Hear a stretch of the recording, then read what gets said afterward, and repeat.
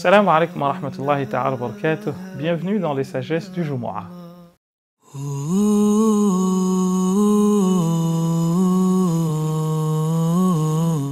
اجتهادك فيما ضمن لك وتقصيرك فيما طلب منك دليل على انطماس البصيرة منك.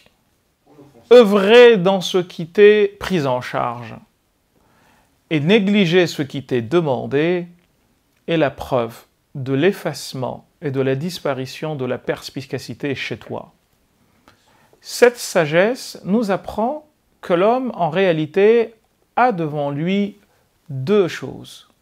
Une qui lui est prise en charge, à savoir la subsistance sur terre, وَكَأَيٍّ مِّن دَابَّةٍ لَا تَحْمِلُ رِزْقُهَا اللَّهُ يَرْزُقُهَا. Dit Dieu dans le Coran que toute bête rampant sur terre, Dieu dispose de son moyen de subsistance. Et puis il y a une autre chose qui est ce qui nous est demandé pour le delà. وَأَن لَيْسَ لِلْإِنسَانِ إِلَّا مَا سَعَى. L'homme ne trouvera rien qui lui sera utile à part, naturellement, ce qu'il aura fait ici. Rien ne lui sera utile là-bas à part ce qu'il aura fait ici.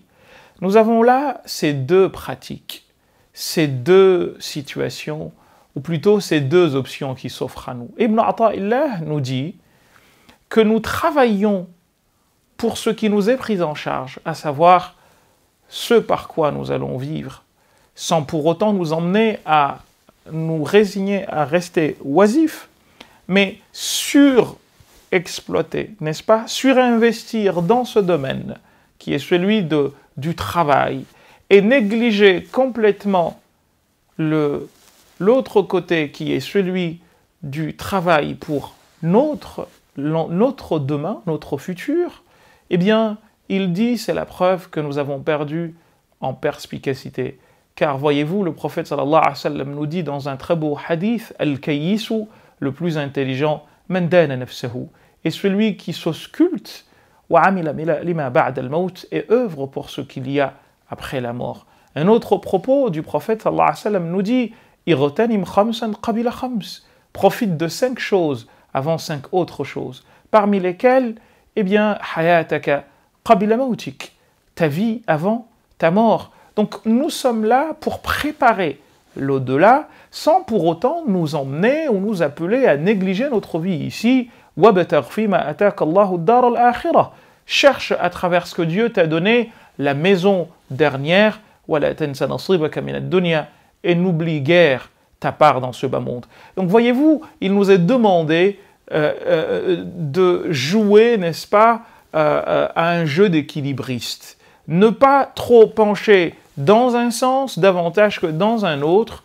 Le travail peut être même un moyen de se rapprocher d'Allah subhanahu wa ta'ala si naturellement l'intention qui est mise est de pouvoir subvenir à ses besoins pour ne pas dépendre des autres et de pouvoir subvenir aux besoins des siens, n'est-ce pas? Eh bien tout cela fait partie des bonnes œuvres, des œuvres pieuses dans et à travers lesquelles on peut adorer Allah subhanahu wa ta'ala. Donc c'était cette sagesse qui nous est envoyée aujourd'hui par Ibn Ata'illah al-Sakandari, à savoir, encore une fois, que nous devons penser à ce qui fera notre réussite là-bas, sans pour autant négliger ce par quoi nous allons vivre ici, mais nous appeler à ne pas surinvestir sur justement ou dans justement ce qui est seulement d'ici. C'était la sagesse de Jumu'ah.